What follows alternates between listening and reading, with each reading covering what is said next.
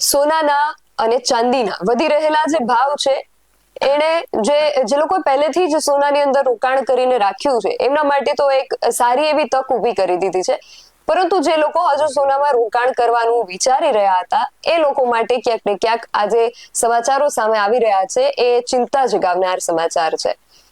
ઘણા બધા પ્રશ્નો હાલ ઉભા થયા છે કારણ કે સોના ચાંદીના જે ભાવ છે એ એટલી ગતિએ વધી રહ્યા છે કે આ ગતિ જોઈને લોકો ભયમાં છે કે કઈ રીતે હવે આગળ જઈને સોના ચાંદીના જે ઘરેણાઓ છે એમાં સોના ચાંદીમાં રોકાણ કરવામાં કઈ રીતે આગળ વધવું અને અનેક પ્રશ્નો લોકોને મૂંઝવી રહ્યા છે કારણ કે જે ભાવ છે એ ઐતિહાસિક ગતિથી આગળ વધી રહ્યા છે. ત્યારે આજે સોના ચાંદીના વધી રહેલા ભાવો અંગે આપણે ઊંડાણપૂર્વક ચર્ચા કરવી છે. જય હિન્દ BSI TV ન્યૂઝ પર આપની સાથે હું છું નિધિ ગઢવી. સોના ચાંદીના વધી રહેલા ભાવ, તેની પાછળ શું કારણો છે, આગામી સમયમાં શું પરિસ્થિતિ સર્જાવાની છે, દરેક વિષય આજે આપણે ચર્ચા કરવી છે ને ચર્ચા કરવા માટે આજે આપણી સાથે જોડાયા છે નિષ્ણાંત ધવલભાઈ કારેલિયા. ધવલભાઈ, BSI TV ન્યૂઝમાં આપનું ખૂબ સ્વાગત છે. સૌથી પહેલા તો આપનો પરિચય અમારા દર્શકોને આપો અને એ બાદ આપણે ચર્ચાને આગળ વધારીએ. મારું નામ ધવલ કારેલિયા છે અને અમે રાજકોટમાં 1899 થી અમારી પેઢી ચાલુ છે. દામજી છગનલાલ થી અમારી પેઢી ઓળખાય છે અને અમારે હાલમાં જ્વેલર્સ પેલેસ રોડ પર કે દામજીભાઈ સન્સ જ્વેલર્સ થી છીએ અને અમારું ફેમિલી બિઝનેસ છે અને અમે રાજકોટને સેવામાં 1899 થી ઉભા છીએ અત્યારે. તો ધવલભાઈ, આટલા વર્ષોથી તમે આ જે કામ છે, આ જે માર્કેટ, ગોલ્ડ માર્કેટ છે એની સાથે જોડાયેલા છો એટલે તમને ઘણો બધો અનુભવ આ માર્કેટનો છે. એટલે અમારે તમારી પાસેથી જાણવું છે કે તાજેતરમાં આમ તો છેલ્લા અમુક મહિનાઓથી સોના અને ચાંદીના જે ભાવ છે ખૂબ વધી રહ્યા હતા અને તાજેતરમાં છેલ્લા અમુક દિવસોમાં તો સોના ચાંદીના જે ભાવ છે જાણે આસમાને પહોંચી ગયા હોય એવું લાગી રહ્યું છે. તો આ ભાવ વધારા પાછળ, અચાનક થયેલા આ ભાવ વધારા પાછળ શું કારણ છે, તમને શું કારણ લાગી રહ્યું છે એ સમજવું છે તમારી પાસે. આપણે બે ફેક્ટરમાં વાત કરીએ. પેલા ગોલ્ડની વાત કરીએ, સિલ્વરની આપણે વાત પછી કરીએ. બરાબર છે. ગોલ્ડ છે એ અત્યારે 1.40 જેવું થઈ ગયો છે રેટ અને આપણને એમ લાગે છે કે આટલો બધો કેમ વધી ગયો. એકચ્યુઅલી બધાએ પહેલી વાર આંકડો જોયો હોય એટલે આપણને એમ લાગતું હોય કે રેટ બહુ વધી ગયો છે, પણ સાવ એવું નથી. મોંઘવારી પ્રમાણે તો 1.5 લાખ રૂપિયા ભાવ તો અત્યારે હોવો જોતો હતો, જે હજી થયો નથી. હવે આ શબ્દ થોડોક ઓલું લાગશે તમને કે ભાઈ આ કેમ આમ ભાઈ કહી છે, પણ આ હકીકત છે. આપણે જો થોડુંક કઈ ઇલોબરેટ કરીએ કે જનરલી બધાને યાદ હોય કે આપણા પેરેન્ટ્સ હોય તો એના મેરેજ થયા હતા તો ત્યારે એવો શું સોનાનો રેટ હતો બધાને યાદ હોય કે ત્યારે બધા લેતા જ હોય સોનું જનરલી. તો એ જો 90s માં થયા હોય તો 3000 જેવો રેટ હતો. હવે એના પેલા 10 વર્ષ પેલા જોઈએ તો 1500 રૂપિયા જેવો હતો. હું આ તોલાની વાત કરું છું. હવે 10 વર્ષમાં જો 1500 ના 3000 થતા હોય, આ વસ્તુ સમજવા જેવી છે કે 10 વર્ષ ગણો કે 15 વર્ષ ગણો તમે, એમાં જો 1500 રૂપિયાના 3000 થતા હોય તો આજે 90 થી લઈને આજે 35 વર્ષ તમે ગણો કે 25 વર્ષ તમે ગણો તો ઈ 3000 ના અત્યારે પહોંચ્યા છે ખાલી 1.40, જે થવા જોતા હતા 1.50. આ એક બધી રીતે ક્રાઇટેરિયા વિચારવું પડે કે ભાઈ બધાની આવક એટલી વધી જ છે, નથી વધી એવું વસ્તુ નથી. આજે જ્યાં પેલા 5-10 હજાર રૂપિયા પગારમાં કામ થતું, આજે 15-20 હજારમાં મિનિમમ એવરેજ સેલેરી થતી હોય છે. પછી જેવું પોસ્ટિંગ એવી હાઈ સેલેરીઝ હોય. આ જનરલ વાત કરીએ છીએ. હવે એની સામે બીજો પરિબળ એ બી છે કે આ રેટ શું કામ એને વધે છે એનો તમને જસ્ટ પાસ્ટ સાથેનો કમ્પેરિઝન બતાવ્યું. હવે બીજા કમ્પેરિઝન્સ જોવે. છેલ્લા તમે 3 વર્ષ જુઓ, 3-3.5 વર્ષ જીઓ પોલિટિકલ આખું જુઓ તમે કે અમારું મંતવ્ય વિચારો છે કે જે યુક્રેનમાં જે યુદ્ધ થયું રશિયાનું અને બાય પાછળથી એવું સપોર્ટ USA હતું નેટોના હિસાબે, તો રશિયા ઉપર ઘણા સેન્કશન લગાવ્યા. અચ્છા, એ સમજાય છે, પણ એની સાથે સાથે જે રશિયાને સપોર્ટ કરે એની માટે પણ એટલા સેન્કશન નાખ્યા. તો એ વસ્તુ શું હતી કે ભાઈ ડોલર ડોમિનન્સ હતો કે જે પેલા ગોલ્ડ ઉપર જે આખું વર્લ્ડ ઇકોનોમી ડિપેન્ડ હતી એ USA ઇમ્પોર્ટ એક્સપોર્ટ ઉપર લઈને અને એમાં ડોલરનું વર્ચસ્વ વધે એટલે સ્વિફ્ટ કોડ નાખી અને ડોલરનું મેન કરી લીધું કે ગોલ્ડનું વર્ચસ્વ એટલું નીકળી ગયું. પણ હવે શું કરે છે, વળી પાછું ગોલ્ડ આખું વિશ્વ ગોલ્ડ ઉપર વળી પાછું સ્થળાંતર થાય છે. જે આપણે જનરલી બ્રિક્સ બધું કોમ્યુનિટી છે આખી, રશિયા, ઇન્ડિયા, ચાઇનાની બધાની, જેમાં 40% જેટલું એપ્રોક્સ બ્રિક્સ કોમ્યુનિટી છે વર્લ્ડની.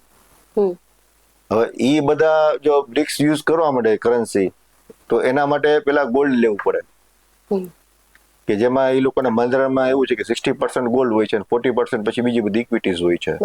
તો 60% ગોલ્ડ લે ભાઈ તો બધી કન્ટ્રી કરવું પડે, અને એ જમા થાય એટલે એ પ્રમાણે એની કરન્સી એ લોકોને મળે. હવે આજે ઇન્ડિવિજ્યુઅલ નહીં કે કોઈ ફર્મ નહીં, હવે કન્ટ્રી બાય કરે છે, તમે એ વસ્તુ સમજો. એટલે કન્ટ્રી આખું એક સાથે બાય કરતું હોય, બધી જ કન્ટ્રી, તો એના હિસાબે ગ્રોથ તરત દેખાવાનો છે, એક એ પણ કારણ છે. અને જેમ જેમ ડોલરનું ડોમિનન્સ ઘટાડવા માટે જે બધા વિશ્વકો પગલા બધા લે છે, અને એક સ્થળાંતર ખાલી ગોલ્ડ ઉપર જ ની મોંઘવારી પ્રમાણે જો રહી જતું હોય ને, તો ઇન્ડિયા, રશિયા અને ચાઇનાને હજી એટલી માર ન પડે, એને જબરજસ્ત પડે છે, નથી એવું નથી, પણ બીજા બધા દેશ કરતા ઓછી પડે. તો એને થોડોક ટાઈમ લાગે. હવે 3 વર્ષનું ધીમે ધીમે અત્યારે એટલું પ્રોગ્રેસ છે, ને આગળ જતા જે પ્રોગ્રેસ થાય. હવે આ બધું પરિબળો આપણે જોઈએ કે ભાઈ પોલિટિકલ લેવલે એટલું છે કે યુદ્ધ થાય તો સીધા ક્રૂડ ઓઇલ ને ગોલ્ડના રેટ વધી જાય છે. હવે પાછું બીજું તમે જો કે આજે લોકોનું બાઇંગ પાવર જે છે ગોલ્ડમાં, હવે ઇન્ડિયાની સંસ્કૃતિ પ્રમાણે દીકરી કે દીકરો ભણે તો એને ગોલ્ડ આપે છે, તો એ શું કામ એને આપે છે? કે એની એક સલામતી રહી છે. એ મોંઘવારી સાથે જે તે સમયની મોંઘવારી હોય એ પ્રમાણે સલામતી હોય તો એ ટકી રહી છે. આજે તરત તમારે લિક્વિડ કરવા હોય પૈસા તો ગોલ્ડમાં થાય, કોઈ પણ કન્ટ્રીમાં કોઈ પણ કરન્સીમાં થઈ જાય, તરત થઈ જાય. તમે પ્લોટ પડ્યો હોય, મકાન પડ્યું હોય તો વેચાતા વાર લાગે, આ વિધિન સેકન્ડ થાય તમારે, બરાબર છે. તો આ બધા કારણો છે કે જેને ગોલ્ડ અત્યારે એટલું છે, અને ગોલ્ડ થી એટલું ગભરાવા જેવું નથી કે ડાઉનફોલ એટલું ન આવે. તો આપણે ભૂલી જવાનું 1 લાખ છે, 1,10,000 છે, એ બધા ભાવ સપનાના થઈ ગયા. એ ક્યારેય થવાના પાછા રોલબેક નથી થવાના. આ મોંઘવારી સાથે ઊભું છે અને ઊભું રહેશે. એટલે તમે કોઈ બી હોય થોડું થોડું બાય કરો, યથાશક્તિ પ્રમાણે બાય કરો. તમે બાય કરશો તો તમે મોંઘવારી સાથે એટલીસ્ટ તમે ઊભા જ છો, તમે નુકસાનીમાં ક્યારેય નથી. અને ચાંદીના ભાવના ફેરફાર પણ સમજવા છે. ચાંદીના ભાવના ફેરફાર આપણે જોઈએ મેડમ, તો કેવું છે કે ચાંદી જે છે એ આજે સડન ઉછાળો છે. આજે તમે કોઈને બી પૂછો તો બધા એનું અલગ અલગ વાતો કર્યા રાખે. ઇન્ડસ્ટ્રીયલ યુઝ છે બધા એમ વાતો કરે એટલે વધી ગયું. ઇન્ડસ્ટ્રીયલ યુઝ તો પેલા હતો કે 3-4 મહિનાથી કઈ ઇન્ડસ્ટ્રીયલ યુઝ વધી ગયો છે એવું નથી. હા, પણ એમાં જે મેજર ઇફેક્ટ આવી છે ઇન્ડસ્ટ્રીયલ યુઝમાં એ ઈવી માં આવ્યું છે. ઈવી ને લઈને હવે બધું વર્લ્ડ શિફ્ટ થાય છે કે ભાઈ પેટ્રોલ ડીઝલ નહીં, ઓઇલ ઉપર નહીં, હવે તમે ઈવી ઉપર જાય તો ઈવી ની બેટરીઝ બને તો એમાં મેજર યુસેજ છે. બરાબર. પણ જે હ્યુમન નેચર છે કે કોઈ ઉપર ડિપેન્ડ રહેતું નથી, ક્યારેય પણ રહેતું નથી. એટલે સિલ્વર ઉપર એટલું ડિપેન્ડ આગળ જતા ઈવી બેઝમાં જે વાત છે એ નહીં રહે. એનું કારણ શું છે કે એની કોસ્ટિંગ વધતી જાય છે. તમે બેટરીઝમાં અત્યારે સિલ્વરનું તમે 2 લાખ રૂપિયા છે, બધા એમ કહેવાય 4 લાખ રૂપિયા થવાનું છે વર્ષ દિવસમાં, તો બેટરીની કિંમત ક્યાં જાય? એનો પોર્શન ઓછો છે, પણ ઇન્ડસ્ટ્રીને તો મોંઘું જ પડે છે. તો એ એનું બીજું સરળ બીજી વસ્તુ જોશે કે ભાઈ સિલ્વરની જગ્યાએ આપણે બીજી કઈ મેટલ યુઝ કરી શકીએ તો આ વસ્તુ થાય. એનું વૈકલ્પિક એનું એટલે ડિપેન્ડન્સી સિલ્વર ઉપર તો લોંગ ટાઈમે નહીં રહે, આ હકીકત છે. અને એની સામે તમે જુઓ કે પેલા ચાઇનાએ બંધ કરી દીધું હતું સિલ્વરનું એક્સપોર્ટ, હવે ધીમે ધીમે પાછું ખોલી રાખ્યું. તો રીઝન શું છે? જો એને એટલું જ એની પાસે એક એવો રસ્તો આવી ગયો છે કે વિઝનમાં છે કે સિલ્વર હવે તમે બારે તમે દો તો વાંધો નથી. આ બેઝિક સમજવા જેવી વાત શું છે કે જે પબ્લિકલી ન બોલાતી પણ આપણે સમજી શકતા હોય. એટલે જે બહુ મોટા ફિગરની વાત આવે છે એ મે બી ફ્યુચરમાં એટલું સસ્ટેન નહીં કરી શકે એવું મારું વિચારવાનું છે. કારણ કે બધા એની બાય પ્રોડક્ટ બીજી વિચારી અને સિલ્વર ઉપર ડિપેન્ડન્સી ઘટાડે. કારણ કે આટલી બધી મોંઘી પ્રોડક્ટ હોય સિલ્વર અને બધા ઇન્ડસ્ટ્રીયલ યુઝમાં લે તો એ પછી ઇન્ડસ્ટ્રીની પ્રોડક્ટ બધી મોંઘી થઈ જાય. જો મોંઘી થાય તો બીજા કોઈને પરવડે નહીં. તો સસ્ટેન કરવા માટે બીજો રસ્તો બધા ગોતે જ. આ એક એનું બહુ મોટું અત્યારે તાક છે કે ચાઇના હવે સિલ્વર પાછું દેવા માંડ્યું છે. એને સસ્ટેનેબલ બનાવવાને એના ભાવ જે છે એને એનું બેલેન્સ જાળવી રાખવા માટે એમને કોઈક વૈકલ્પિક માર્ગ શોધવો જરૂરી બની જાય. આપણે ઇન્ડિયામાં લઈ લ્યો ને કે પેટ્રોલ પેલા વેચાતું હતું, હવે કોસ્ટિંગ એનું બહુ વધી ગયું તો શું કર્યું કે ઇથેનોલ મિક્સ કરી દીધું, તો કોસ્ટિંગ ઓછી આવી ગયું, ઓઇલ ઓછું ઇમ્પોર્ટ કરવું પડે, ઇન્ડિયાને રૂપિયા ઓછો તૂટે. તો ઇન્ડિયા વાળાએ એક રસ્તો કાઢ્યો ને 20% થોડો મિલ્યો કે 10% મિલાયું. તો એવી રીતે આ સિલ્વરમાં થાય. ક્યારેય પણ એક વસ્તુ ઉપર ડિપેન્ડન્સી રહેતી નથી, હ્યુમન નેચરમાં ક્યારેય નથી. એટલે બધી વસ્તુનો ધીમે ધીમે વારો આવે, બધી મેટલનો વારો આવે. આ ચાંદીનો વારો છે તો ચાંદીનો વારો નીકળી જશે, કંઈક બીજી મેટલનો આવશે, બીજું આવશે. રસ્તો એવો છે. અને ધવલભાઈ એ પણ સમજવું છે કે 2025 નો છેલ્લો મહિનો ને અમુક છેલ્લા દિવસો બાકી રહ્યા છે, તો વર્ષ દરમિયાન સોના અને ચાંદીનું જે બજાર છે એમાં કેવો ઉતાર ચઢાવ રહ્યો, આ આખા વર્ષ દરમિયાન બજાર કેવી રહી? બજાર સારી જ છે. ગોલ્ડનો ધંધો ક્યારેય જૂનો થવાનો નથી. 5000 વર્ષ જૂનો ધંધો છે ગોલ્ડ સિલ્વર બધા. તમે આપણા ભગવાન છે, રાજા રજવાડા છે, એ બધા તમે જે નાનપણથી જે જોયું હશે એ બધું ગોલ્ડમાં જ આવતું હશે, સિલ્વરમાં જ આવતું હશે. એટલે એ ક્યારેય મંદો પડવાનો નથી, એ પૂરો નથી થવાનો. જ્યાં લગી ધરતીમાં સ્ત્રીનો વાસ છે ને ત્યાં લગી સોનાનો ધંધો મારો બંધ થવાનો નથી.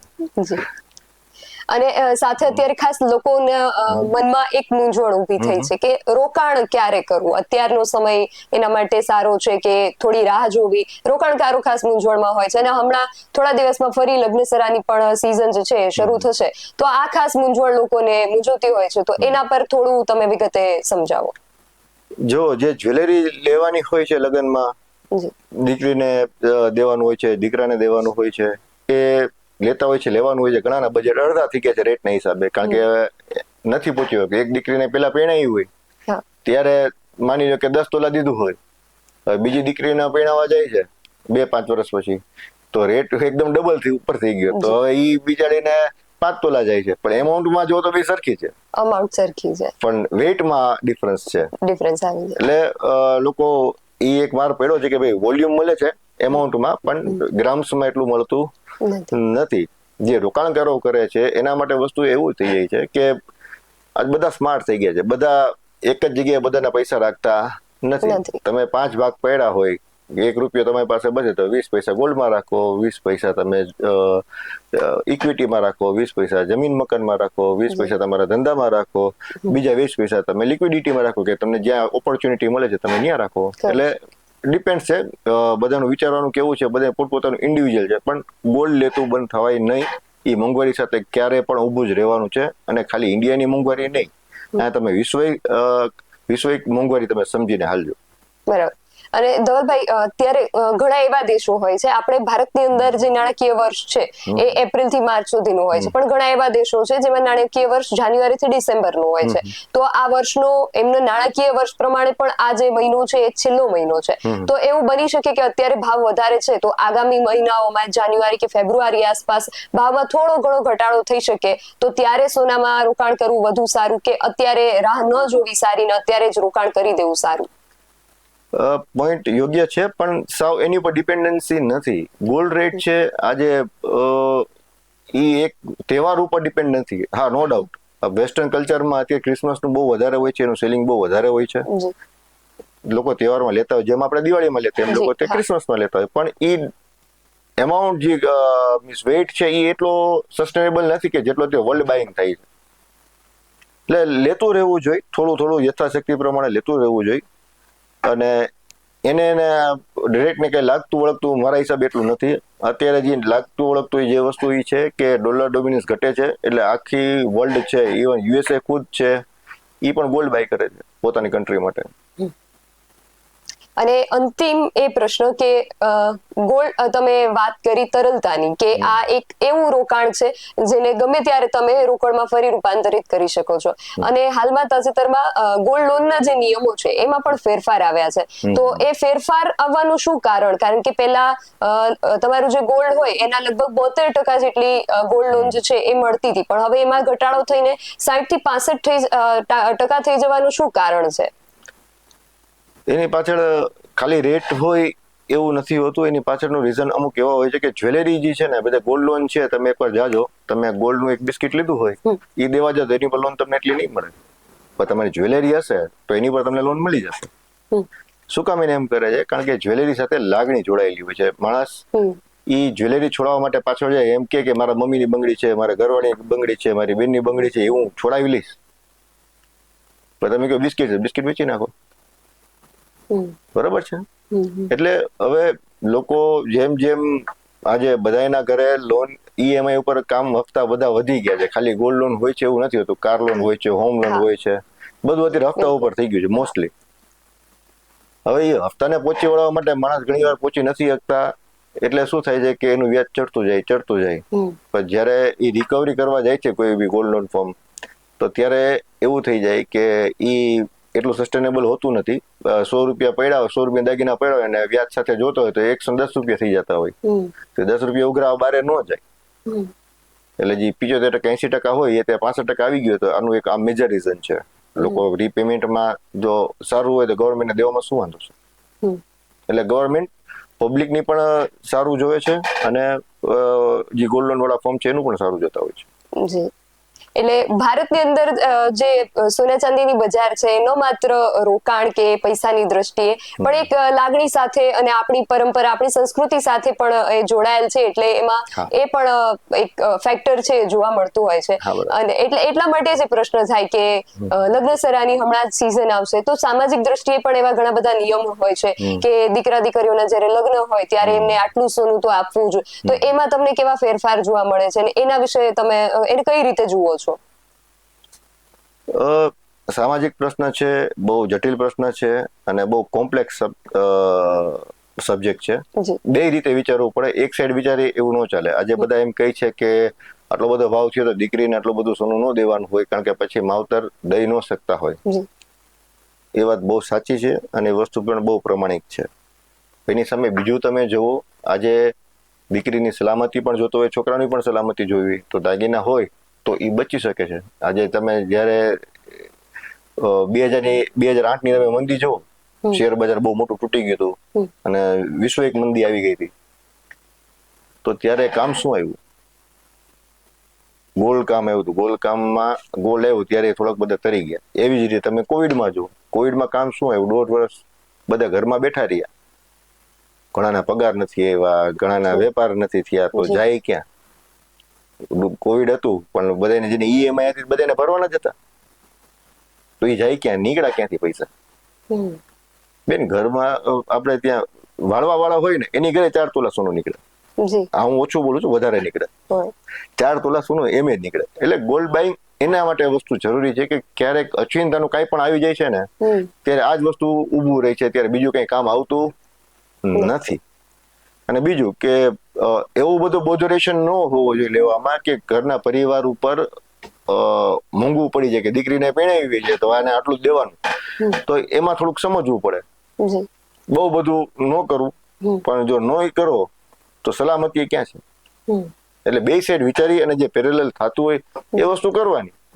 પણ બહુ મોટા દેવા થઈ જાય, જમીનો વેચાઈ જાય ને પછી બધું કરવું પડે, એ બધી વસ્તુ ન હોવી જોઈએ. એ વસ્તુ જોવું પડે એકવાર. જી, પહેલા જે શરૂઆતમાં જ આપણે જે રીતે વાત કરી કે એનું ભલે વોલ્યુમ ઘટી જાય છે પણ વેલ્યુ જે છે એને જોઈને કદાચ કરી શકાય કે ભાઈ 5 તોલા જ આપવું એવો નિયમ નહીં, પણ 5 લાખનું આપવું એવો જો નિયમ હોય એટલે એ રીતે એને અમાઉન્ટની રીતે જોઈને વધુ આગળ વધુ સારું છે ને હિતાવહ કદાચ રહી શકે. સોનામાં રોકાણ અને ચાંદીમાં રોકાણ કરવાની ધવલભાઈ પણ વાત કરી કે એ માર્કેટ જે છે એ સતત ગતિ કરતું ને સતત આગળ જે ગતિ છે કરતું માર્કેટ છે એની અંદર રોકાણ કરવા માટેનો લગભગ કોઈ સમય હોતો નથી. એમાં રોકાણ કરતું રહેવું એવી સલાહ આપણા આજના જે નિષ્ણાંત છે ધવલભાઈ એમણે આપણને આપી છે. આ સમગ્ર વિષયને લઈને અમારી આ ચર્ચા અહેવાલને લઈને તમારું શું માનવું છે? સામાજિક દ્રષ્ટિકોણથી પણ અમે જે ચર્ચા કરી એ વિશે પણ તમારા શું મત છે અમને કમેન્ટ બોક્સમાં ચોક્કસથી જણાવજો. આવી જ વધુ ચર્ચાઓ સાથે મળતા રહીશું. તમે અમારી યુટ્યુબ ચેનલને સબસ્ક્રાઇબ કરવાનું અને અમને ફેસબુક અને ઇન્સ્ટાગ્રામ પર ફોલો કરવાનું ભૂલશો નહીં. બાકી અવનવી અપડેટ્સ માટે આપ જોતા રહો BS9 TV ન્યૂઝ. નમસ્કાર.